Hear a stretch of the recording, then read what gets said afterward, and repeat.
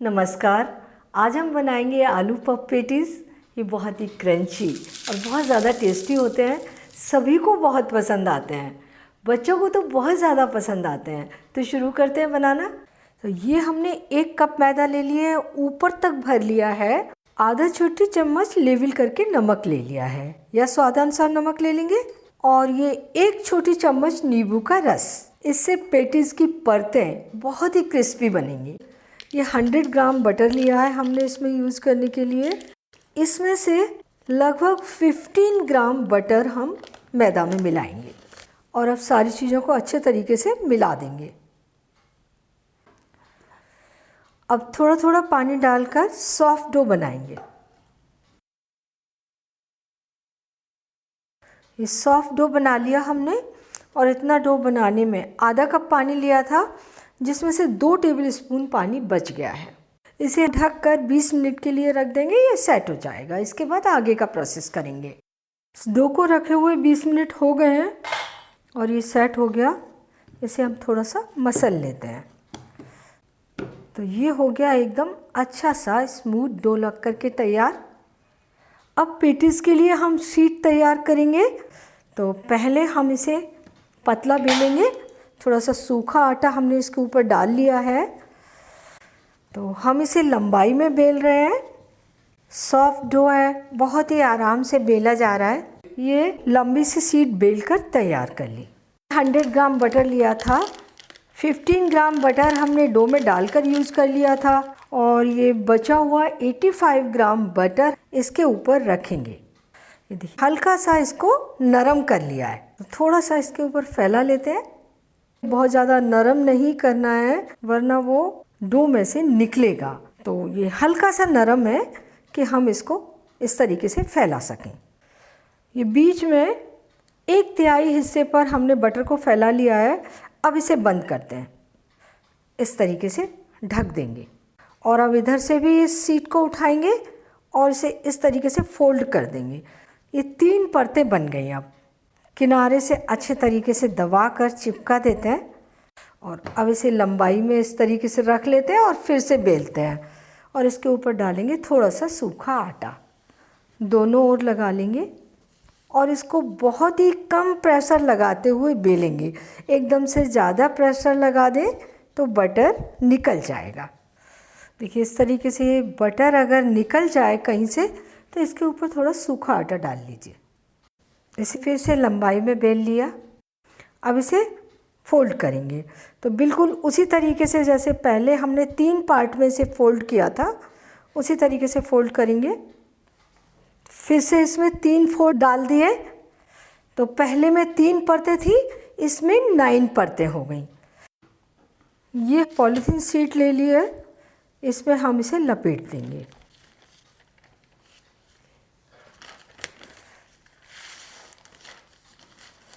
इसे मैं ट्रे में रख लेती हूँ और इस ट्रे को फ्रिज में रख देते हैं आधा घंटे के लिए। इसे फ्रिज में रखने से जो आटे के बीच में बटर की परत है वो थोड़ी सी सख्त हो जाती है। जब आधा घंटे बाद निकालते हैं तो जो सेट हुई परत है वो आटे के साथ मिलती नहीं है, वो अलग से रहती है। जब हम शीट को बेक करते हैं तो ये परतें अलग अलग खिल जाती हैं। ये आधा घंटे के बाद हमने फ्रिज में से निकाल लिया है और अब बिल्कुल पहले की तरह से ही सूखा आटा छिड़केंगे और उसी तरीके से बेलेंगे चौकोर शेप देते हुए। तो ये शीट बेलकर तैयार कर ली हमने। दूसरे राउंड में फिर से 3 फोल्ड कर लिए और अब इसकी परतें 9×27 हो गई। तो ये हो गया दूसरा राउंड।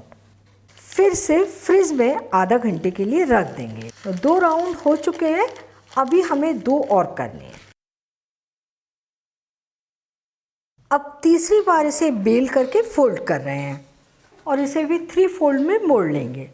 पहले 27 परतें थी और अब फिर से 3 फोल्ड कर लिए तो अब 27 या 81 परतें हो गई। ये तीसरी बार हम फ्रिज में रखने जा रहे हैं और अब हम 4th टाइम इसे फोल्ड करेंगे। चौथे राउंड में इसकी परतें 81 की तिगुनी 80 240 और 3 243 हो गई। तो 4 राउंड हमने कंप्लीट कर लिए हैं। हमारी सीट तैयार हो गई है। इसे फ्रिज में रख देते हैं। आधा घंटे के बाद आप इससे पफ पेटीज बना सकते हैं। आप दूसरे दिन भी इससे पफ पेटीज बना सकते हैं, और अगर आप इसे ज़्यादा दिन के लिए स्टोर करना चाहते हैं तो आप इसे फ्रीज़र में रख दीजिए। फ्रीज़र में इसे 6 महीने तक रख कर यूज़ कर सकते हैं। हमने इसे चौथे राउंड के बाद फ्रिज में रख दिया है। अब फटाफट से पेटीज में भरने के लिए आलू मसाला तैयार कर लेते हैं। पैन गरम कर लिया, इसमें 1 टेबल स्पून ऑयल डाल देंगे और इसे गरम होने देते हैं। ऑयल गरम हो गया, इसमें डालेंगे हम आधा कप हरे मटर के दाने। थोड़ा सा पानी डाल देते हैं, 1-2 टेबल स्पून।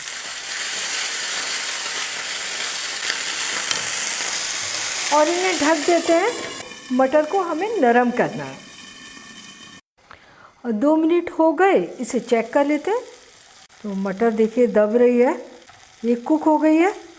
अब मसाले डालते हैं। 1/4 छोटी चम्मच हल्दी पाउडर, आधा छोटी चम्मच जीरा पाउडर, 1 छोटी चम्मच ग्रेटेड अदरक, अदरक का पेस्ट भी ले सकते हैं।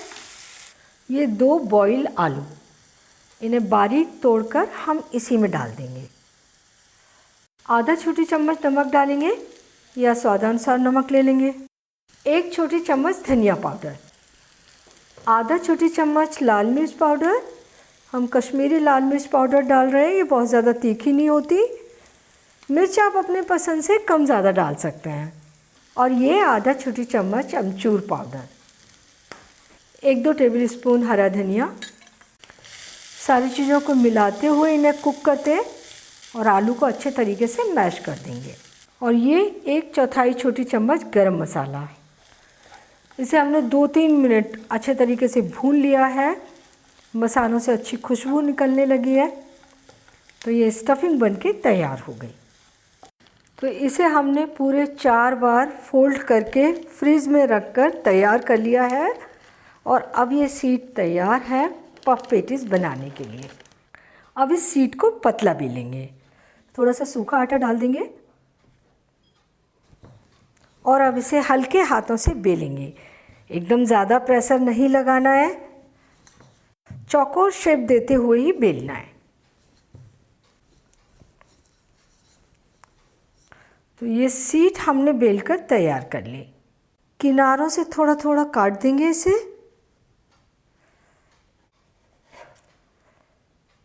एक जैसा कर लिया इसे चारों ओर से काट के। अब इसे हम लंबाई में 3 पार्ट में डिवाइड कर लेते हैं। पेटीज के लिए इस तरह का चौकोर पीस चाहिए, तो मोड़ कर देख लेते हैं कितना हमें काटना है। ये हो गया। और ये वाला जो पोर्शन है इसमें से थोड़ा सा बचेगा, तो वो हम काट के निकाल देते हैं। और अब पेटीज तैयार करते हैं। एक एक शीट को थोड़ा सा बेल लेते हैं। ये बहुत मोटी लग रही है। इस तरह का हमने इतना पतला कर लिया है इसे। बहुत ज़्यादा पतला नहीं है, लेकिन पहले बहुत ज़्यादा मोटा था तो थोड़ा सा बेल लिया है। इसके ऊपर थोड़ी सी स्टफिंग रख लेंगे। इसे हम तिकोना शेप दे रहे हैं, तो स्टफिंग को भी हम तिकोने शेप में रख लेते हैं। और अब किनारों से थोड़ा सा पानी लगा देंगे और इसे इस तरीके से मोड़ देंगे तिकोने शेप में, और थोड़ा थोड़ा दबा के इसे चिपका भी देंगे। ये तैयार हो गई।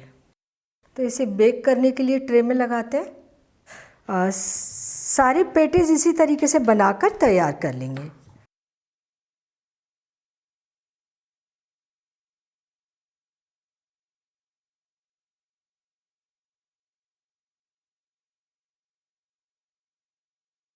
ये थोड़ा सा दूध ले लिया है, फुल क्रीम दूध है। इसको हम थोड़ा थोड़ा ब्रश से इसके ऊपर लगा देंगे। इससे पेटीज के ऊपर अच्छी शाइनिंग आएगी। क्रीम भी लगा सकते हैं। इन्हें बेक करने के लिए ओवन को प्रीहीट कर लेते हैं।